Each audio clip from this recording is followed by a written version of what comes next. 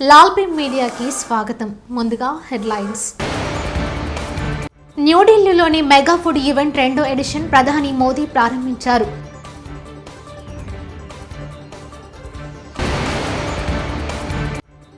భాజపా ప్రశ్నలకు ప్రభుత్వం సమాధానం చెప్పాలి. పురంధేశ్వరి.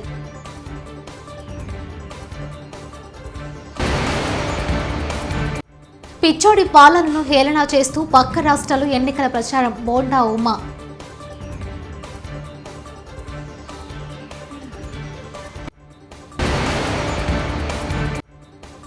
ప్రారంభమైన ఏపీ కేబినెట్ సమావేశం.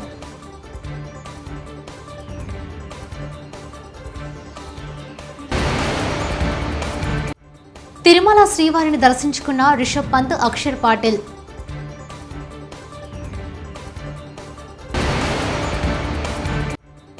చంద్రబాబు మధ్యంతర బెయిల్లో అదనపు షరతు అంశంపై హైకోర్టు తీర్పు.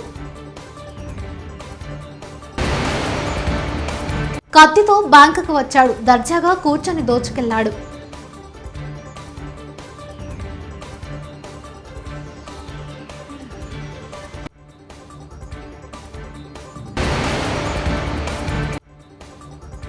తెలంగాణలో పోటీ నుండి తప్పుకొని కాంగ్రెస్ పార్టీకి మద్దతిస్తున్న వైఎస్ షర్మిల.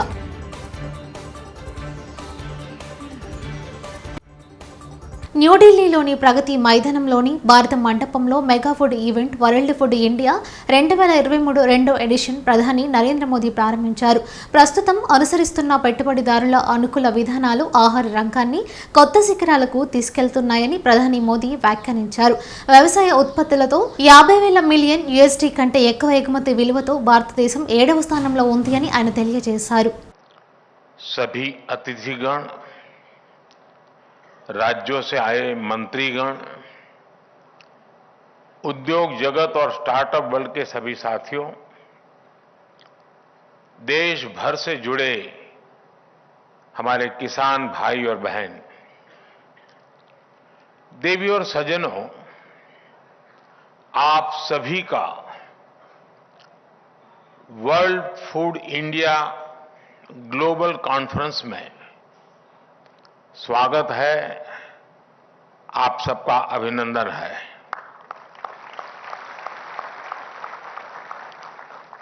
अभी मैं टेक्नोलॉजी पैविलियन को देख करके यहां आया हूं। जिस तरह यहां टेक्नोलॉजी पैविलियन, स्टार्टअप पैविलियन और फूड स्ट्रीट जैसी व्यवस्थाएं की गई हैं। ఏపీ కేబినెట్ సమావేశం ప్రారంభమైంది. సీఎం జగన్ అధ్యక్షతన కేబినెట్ సమావేశం జరుగుతోంది. 38 అంశాలకు ఈ సమావేశంలో కేబినెట్ ఆమోదం తెలపనుంది. రోడ్లు, భవనాల శాఖ, గెస్ట్ హౌస్లలో అవుట్ సోర్సింగ్ పద్ధతిలో 467 పోస్టుల భర్తీకి కేబినెట్ ఆమోదం తెలపనుంది. వ్యవసాయ సహకార శాఖకు 5,000 కోట్లకు గ్యారంటీ ఇస్తూ మార్కెట్ ద్వారా రుణం, మార్కపూర్ మెడికల్ కాలేజీలో నెఫ్రాలజీ డిపార్ట్మెంట్లో 21 పోస్టుల క్రియేషన్ కి కేబినెట్ ఆమోదం తెలపనుంది. SPIBలో తీసుకున్న నిర్ణయాలకు కేబినెట్ లో ఆమోద ముద్ర వేయనున్నారు. సమగ్ర కుల గణనకి కేబినెట్ ఆమోదం తెలపనుంది. చిత్తూరులోని కాణిపాకం వరసిద్ధి వినాయకుడిని భాజపా ఏపీ అధ్యక్షురాలు దగ్గుపాటి పురంధేశ్వరి శుక్రవారం దర్శించుకున్నారు. ఈ సందర్భంగా పురంధేశ్వరి మీడియాతో మాట్లాడుతూ భాజపా లేవనెత్తిన ప్రశ్నలకు ప్రభుత్వం సమాధానం చెప్పాలని డిమాండ్ చేశారు. తాము లేవనెత్తిన ప్రశ్నలకు సమాధానం చెప్పకుండా వైకాపా ప్రభుత్వం ఇతరులపై కేసులు పెట్టడం నిరంకుశత్వానికి నిదర్శనమని ఆమె పేర్కొన్నారు. రాబో ఎన్నికల్లో తెదేపా, భాజపా, జనసేన కలిసి పోటీ చేసే అంశంపై పార్టీ అధిష్టానం నిర్ణయం తీసుకుందని స్పష్టం చేశారు. సమాధానం ఇవ్వాల్సినటువంటి, జవాబు ఇవ్వాల్సినటువంటి బాధ్యత ప్రభుత్వం మీద ఉంటుంది. మేము ప్రశ్నలు లేవనెత్తాం కాబట్టి ఇంకొకరి మీద నెట్టాలి అని చెప్పి చూడటం అనేది నిజంగా నిరంకుశం అని చెప్పి నేను భావిస్తున్నాను. అది మా అగ్రనాయకులు నిర్ణయించాల్సినటువంటి విషయం. పవన్ కళ్యాణ్ గారు కావచ్చు, మేము కావచ్చు, మేము చెప్తున్నటువంటి విషయం ఏంటంటే జనసేన, భారతీయ జనతా పార్టీ మధ్యన ఖచ్చితంగా పొత్తు ఉన్నది, కొనసాగుతుందని. ఇంకా మిగిలిన పొత్తులు అంటారా, అది సమయానుకూలంగా, సాధారణంగా పొత్తులు అన్నవి ఎన్నికలకి 1-2 నెలల ముందే నిర్ణయం జరుగుతుంది. కనుక ఆ సమయం వచ్చినప్పుడు మా అగ్రనాయకత్వం దాని మీద నిర్ణయం తీసుకుంటాం. వాళ్ళ దాని యొక్క భారం నిర్మాణ రంగం మీద ఎలా ఉందండి, ఇవాళ నిర్మాణాలు జరుగుతున్నాయి ఆ రాష్ట్రంలో. రోడ్లు కావచ్చు, భవనాలు కావచ్చు, ఎక్కడన్నా కావచ్చు, అసలు నిర్మాణం అనేది జరుగుతుందా? 35 లక్షల నుండి 40 లక్షల భవన నిర్మాణ కార్మికులు వాళ్ళ కుటుంబాలు వాళ్ళ రోడ్ల పాలయ్యాయి. అదేవిధంగా వాళ్ళు ట్రాక్టర్లు, పెద్ద పెద్ద జేసీబీలు పెట్టి నదుల్లో ఎన్నికల సమయంలో వైఎస్ఆర్టీపీ అధినేత్రి షర్మిల సంచలన నిర్ణయం తీసుకున్నారు. బీఆర్ఎస్ కు ఈ నిర్ణయం బిగ్ షాక్ అనే చెప్పాలి. తాము ఎన్నికల్లో పోటీ చేయడం లేదని షర్మిల ప్రకటించడం సెన్సేషన్ గా మారింది. సీఎం కేసీఆర్ ను ఓడించేందుకు ఈ నిర్ణయం తీసుకున్నామన్నారు. దానిలో భాగంగా కాంగ్రెస్ కు మద్దతు ఇవ్వాలని నిర్ణయించామని షర్మిల పేర్కొన్నారు. కాంగ్రెస్ పార్టీతో పొత్తు లేదని ఒంటరిగానే ఎన్నికల బరిలోకి దిగుతామన్న షర్మిల ఈ నిర్ణయం తీసుకోవడం ఆశ్చర్యం కలిగిస్తోంది. కేసీఆర్ వ్యతిరేక ఓటు చీల్చడం వల్ల మళ్లీ ఆయన సీఎం అయ్యే అవకాశం ఉందన్నారు. దానిలో భాగంగా తనను అనేక మంది మేధావులు సంప్రదించారన్నారు. కర్ణాటకలో కాంగ్రెస్ గెలిచాక ఇక్కడ గ్రాఫ్ పెరిగిందన్నారు. కాంగ్రెస్ పార్టీని తాను ఎప్పుడూ వేరుగా చూడలేదన్నారు. కాంగ్రెస్ దేశంలోని అతిపెద్ద సెక్యులర్ పార్టీ అని షర్మిల పేర్కొన్నారు. అన్ని దృష్టిలో పెట్టుకొని తెలంగాణ ప్రజలకు కేసీఆర్ నియంత అవినీతి అక్రమ పాలన అంతం చేసే అవకాశం ఉంది కాబట్టి ఈరోజు కాంగ్రెస్ పార్టీకి మద్దతు ఇవ్వాలని వైఎస్ఆర్ తెలంగాణ పార్టీ నిర్ణయించింది. ఈ దిశగా వైఎస్ఆర్ తెలంగాణ పార్టీ తెలంగాణ ప్రజలకు చెప్తుంది, ఈ ఎలక్షన్లలో వైఎస్ఆర్ తెలంగాణ పార్టీ పోటీ చేయబోవటం లేదు. చాలామందికి వచ్చే మొట్టమొదటి అనుమానం, మరి కొన్ని రోజుల ముందే 10-12 రోజుల ముందే ఎందుకని 119 నియోజకవర్గాలలో పోటీ చేస్తారు అని చెప్పారు. మరి ఈలోపు ఏమి మార్పు జరిగింది? ఈలోపు ఎందుకు మీ నిర్ణయం మారింది అని చాలామంది నన్ను అడగొచ్చు. మళ్ళీ కేసీఆర్ గారు ముఖ్యమంత్రి కాకూడదు కాబట్టే కాంగ్రెస్కు ఒక అవకాశం ఇవ్వడం సబబు అనిపిస్తుంది.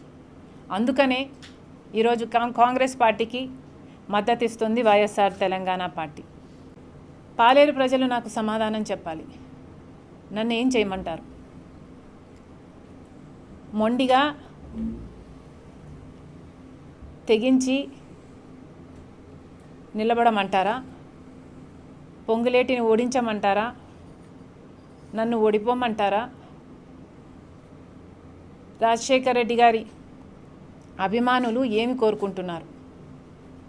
ప్రపంచ కప్పులలో వరుస విజయాలతో దూసుకుపోతున్న టీమిండియా వరల్డ్ కప్ కైవసం చేసుకోవాలని ప్రముఖ క్రికెటర్లు రిషబ్ పంత్, అక్షర్ పాటిల్, తిరుమల శ్రీవారిని ప్రార్థించారు. స్వామివారి పుర అభిషేకం అనంతరం నైవేద్య విరామ సమయంలో సాంప్రదాయ వస్త్రాలతో ఆలయంలోకి వెళ్లి గర్భ ఆలయంలోని మూలమూర్తిని దర్శించుకున్నారు. అనంతరం రంగ నాయకుల మండపంలో పండితులు వేద ఆశీర్వచనం చేయగా అధికారులు తీర్థ ప్రసాదాలు అందజేశారు.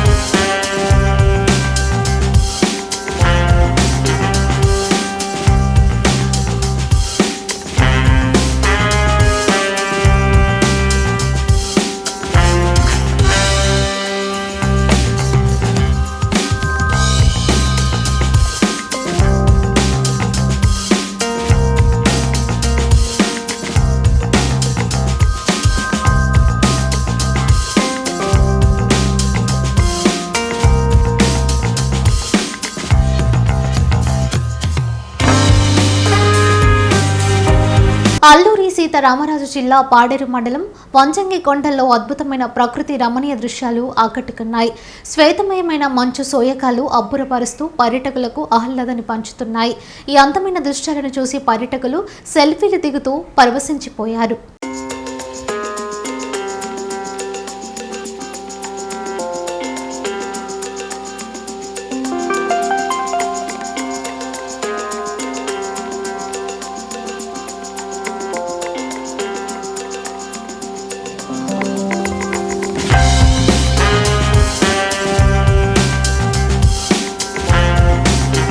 తిరుపతి జిల్లా శ్రీకాళహస్తీశ్వర ఆలయాన్ని రష్యా దేశానికి చెందిన 20 మంది భక్తులు దర్శించుకున్నారు. ఆలయంలో జరిగే రాహుకేతు సర్పదోష నివారణ పూజల్లో పాల్గొన్నారు. స్వామి అమ్మవారిని దర్శించుకున్నారు. ఆలయం తరపున రష్యా భక్తులకు శ్రీ మేధో గురుదక్షిణామూర్తి సన్నిధిలో వేద పండితులు ఆశీర్వచనాలు అందజేశారు. ఆలయ పరిసర ప్రాంతాలను రష్యా భక్తులు ఆసక్తిగా తిలకిస్తూ చరవాణిలో బంధించారు.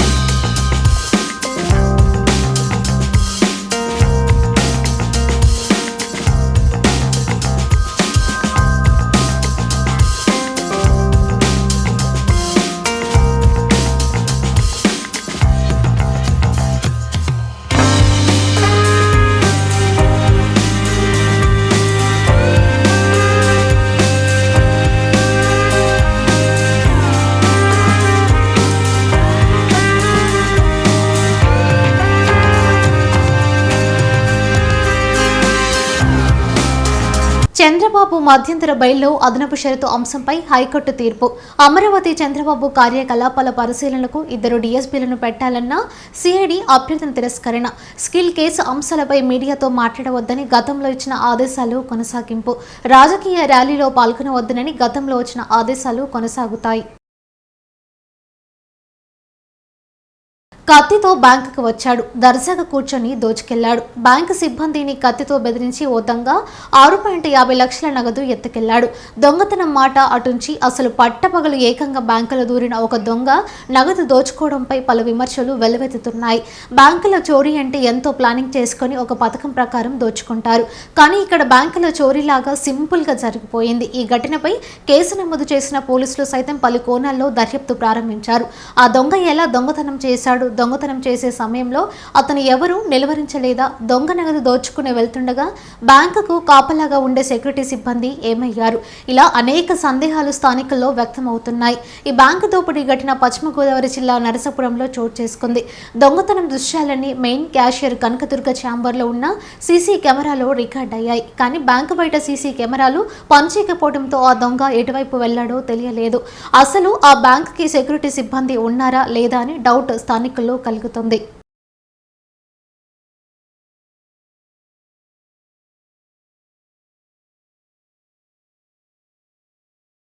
సీఎం జగన్ కు ముదిరిన పిచ్చిపై రాష్ట్ర గవర్నర్ దృష్టి సారించాలని, పిచ్చోడి పరిపాలనను ఏలన చేస్తూ పక్క రాష్ట్రాల్లో రాజకీయ పార్టీలు ఎన్నికల ప్రచారం చేసుకుంటున్నాయని టీడీపీ పోలిట్ బ్యూరో సభ్యుడు బోండా ఉమా మహేశ్వరరావు అన్నారు.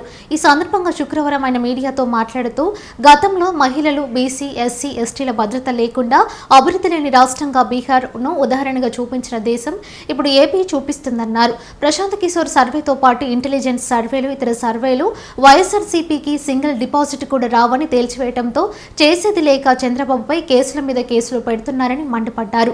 తాను చేసిన అవినీతిపై భవిష్యత్తులో కేసులు తప్పవని భావించిన జగన్ అవే అంశాల్లో చంద్రబాబుపై, తెలుగుదేశం నాయకులపై అక్రమ కేసులు రుద్ది రాజకీయ పబ్బం గడుపుకుంటున్నారని బోండా ఉమా తీవ్ర స్థాయిలో ధ్వజమెత్తారు. పరిపాలనలో ఈ రాష్ట్రం అన్ని రకాలుగా దెబ్బతింది. ఈ రాష్ట్రాల్లోని పరిస్థితుల్ని పక్క రాష్ట్రాల్లో ఎన్నికల ప్రచారానికి గెలిచేస్తూ ఆంధ్రప్రదేశ్ను ఉదాహరణగా చూపిస్తూ ఉన్నారు. గతంలో ఆంధ్రప్రదేశ్ కానీ దేశం కానీ మొత్తం బీహార్ను చూపించేది. నాశనమైపోయిన బీహార్ని, రౌడీజంతో ఉన్నటువంటి బీహార్ని, అభివృద్ధి లేనటువంటి బీహార్ని, మహిళలకి రక్షణ లేనటువంటి బీహార్ని, ఎస్సీ, బీసీ, మైనార్టీలకి రక్షణ లేనటువంటి బీహార్ని గతంలో ఉదాహరణ చూపించేవాళ్ళు. ఇప్పుడు దేశం మొత్తం ఆంధ్రప్రదేశ్ని చూపిస్తూ ఉంది. ఆంధ్రప్రదేశ్లో కరెంటు లేని పరిస్థితిని, ఆంధ్రప్రదేశ్లో రోడ్లు లేని పరిస్థితిని, ఆంధ్రప్రదేశ్లోని అభివృద్ధి లేని పరిస్థితిని, ఆంధ్రప్రదేశ్లో రాజకీయ కక్ష సాధింపుల కోసం వ్యవస్థల్ని ఏ విధంగా అడ్డుపెట్టుకొని ఒక పిచ్చోడు ఈ రాష్ట్రాన్ని పరిపాలిస్తున్నాడు, ఒక పిచ్చోడు రాజకీయ కక్ష సాధింపుల కోసం వ్యవస్థల్ని అడ్డుపెట్టుకొని వ్యవస్థల్ని మేనేజ్ చేస్తూ దుర్వినియోగం చేస్తున్నాడని పక్క రాష్ట్రాల్లో ఎన్నికల ప్రచారానికి రాష్ట్రంలో జరిగిన పరిస్థితుల్ని వివరిస్తున్నారంటే ఇవాళ రాష్ట్రంలో ప్రజలందరూ కూడా సిగ్గుపడతా ఉన్నారు. ఇలాంటి జోగులాంబ గద్వాల జిల్లా కేంద్రంలో రాష్ట్ర ముఖ్యమంత్రి కల్వకుంట్ల చంద్రశేఖరరావు ఈ నెల 6వ తేదీన జిల్లా పర్యటనకు రానున్న సందర్భంగా జిల్లా కేంద్రంలోని ఐజా రోడ్లో ఉన్న మార్కెట్ యార్డ్ వెనకాల ఆవరణలో నిర్వహించే బహిరంగ సభా స్థలాన్ని, వాహనాల పార్కింగ్ ప్రదేశాలను జిల్లా ఎస్పీ శ్రీమతి రితిరాజ్ ఐపీఎస్ పరిశీలించారు. ముఖ్యమంత్రి కాన్వాయ్ రూట్ మ్యాప్ను, సభాస్థలి ప్రాంగణం, గ్యాలరీల ఏర్పాట్ల ప్రదేశాలను పరిశీలించడం అయింది. బందోబస్తుకు సంబంధించి పోలీసు అధికారులకు పలు సూచనలు ఇవ్వడం జరిగింది.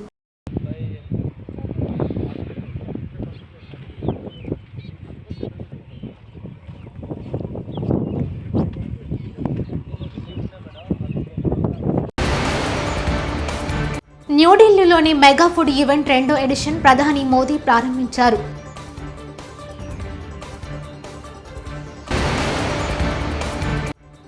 భాజపా ప్రశ్నలకు ప్రభుత్వం సమాధానం చెప్పాలి, పురంధేశ్వరి.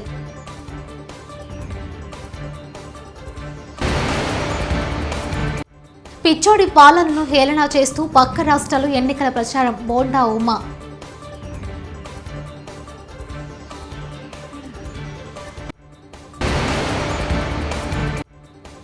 ప్రారంభమైన ఏపీ కేబినెట్ సమావేశం.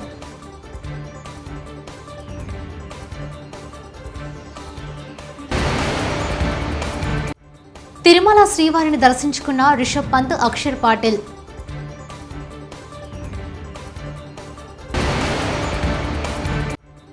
చంద్రబాబు మధ్యంతర బెయిల్లో అదనపు షరతు అంశంపై హైకోర్టు తీర్పు. కత్తితో బ్యాంకుకు వచ్చాడు, దర్జాగా కూర్చొని దోచుకెళ్లాడు.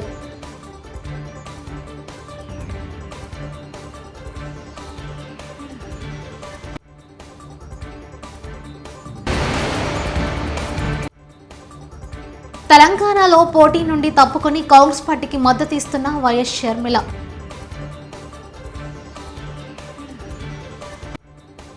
ఇవి బులెటిన్ విశేషాలు. చూస్తూనే ఉండండి లాల్ ఫైమ్ మీడియా న్యూస్.